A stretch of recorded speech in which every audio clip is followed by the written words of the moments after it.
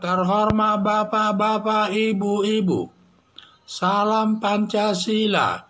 Bapak-bapak, Ibu-Ibu yang melihat video saya ini, tolong jangan lupa subscribe, like, dan di-share. Sifatnya gratis.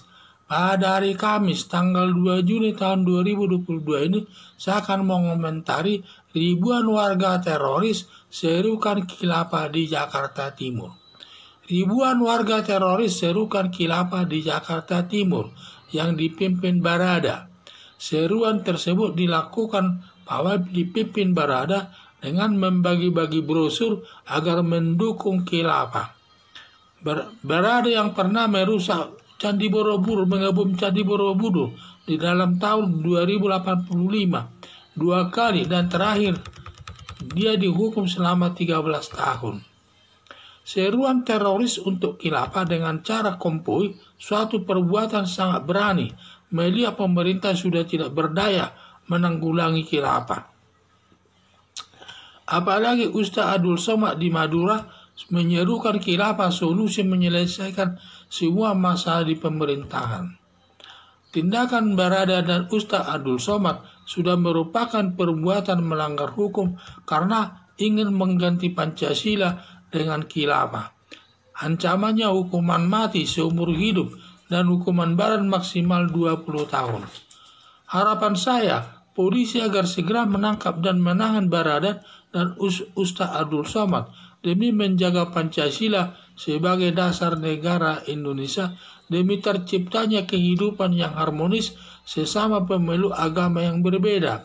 Karena negara Indonesia terdiri dari ratusan suku bangsa dan juga mengakui ada 6 agama secara resmi, yaitu agama Islam, agama Kristen, agama Katolik, agama Hindu, agama Buddha, agama Konghucu.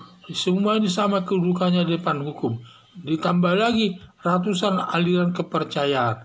Maka khilafah harus ditindak secara tegas demi persatuan negara Indonesia berlandaskan Pancasila sebagai dasar negara Indonesia. Maka negara tidak boleh kalah dalam menegakkan hukum seperti instruksi Presiden Joko Widodo berkali-kali menyatakan negara tidak boleh kalah dalam menegakkan hukum. Siapapun harus ditindak, walaupun dia khilafah harus ditindak. Tidak ada yang kebal hukum di negara Indonesia ini.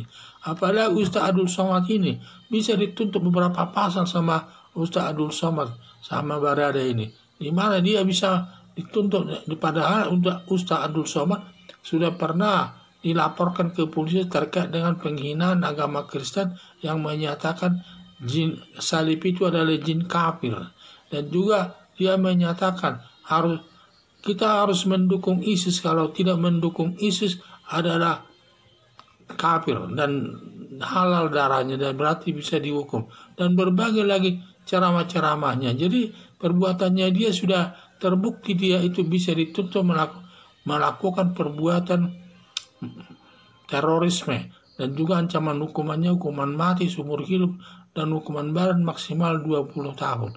Ditambah lagi dapat juga dituntut masalah penodaan agama melanggar pasal 156A yang menyatakan salib itu adalah jin kafir.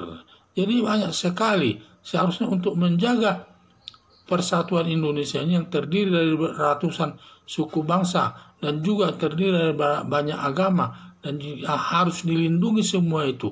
Maka tidak tepat khilafah diterapkan di Indonesia ini. Maka khilafah itu semua pendukungnya itu harus diamankan aparat penegak hukum. Jangan sampai ada satu pun yang lepas, harus ditindak. Dan sekarang mereka sudah berani menunjukkan gigi melihat kewibawaan pemerintah. Sampai berani mereka melakukan kompo di tengah jalan dan sambil menyebarkan pamflet atau brosur-brosur, baik juga di Brebes demikian. Ini sebagai pertanda ini, melihat dia merupakan uji coba mungkin. Dicoba dulu apa reaksi pemerintah. Ternyata reaksi pemerintah ada, apakah besar reaksi pemerintah saya tidak tahu. Seharusnya reaksi pemerintah harus tegas bertindak dan ditangkap semua dan diproses sesuai hukum yang berlaku demi menjaga negara kesatuan Republik Indonesia yang terdiri dari ratusan suku bangsa dan juga terdiri dari 6 agama secara resmi yang ditambah lagi aliran kepercayaan, dan semua itu ada ratusan jumlahnya. Dan ini semua harus kita jaga demi negara persatuan Indonesia ini. Jangan gara-gara kita berbeda saat pendapat maka timbul ketidakharmonisan kehidupan sesama pemeluk agama yang berbeda di tengah-tengah masyarakat. Maka kita harus bersatu melawan khilafah. Khilafah harus kita lawan, dan juga demi tegaknya Pancasila sebagai dasar negara Indonesia.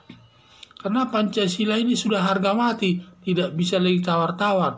Karena untuk menegakkan Pancasila itu kita mengorbankan nyawa. Pertama kita harus mengusir penjajah dulu. Setelah terusir penjajah oleh semua bangsa Indonesia, baru bersatu lagi untuk membuat suatu Ikatan Persatuan Negara Indonesia, yaitu Pancasila. Banyak tokoh-tokoh agama, tokoh-tokoh pemerintah, tokoh-tokoh agama Kristen, agama Islam di sana untuk mewakilinya, untuk menegakkan. Tetapi sekarang khilafah mau enak saja, tanpa ada pengorbanan, tanpa ada apa-apa, ingin mengganti Pancasila dengan khilafah. Ini sama saja dia mau ambil enaknya saja.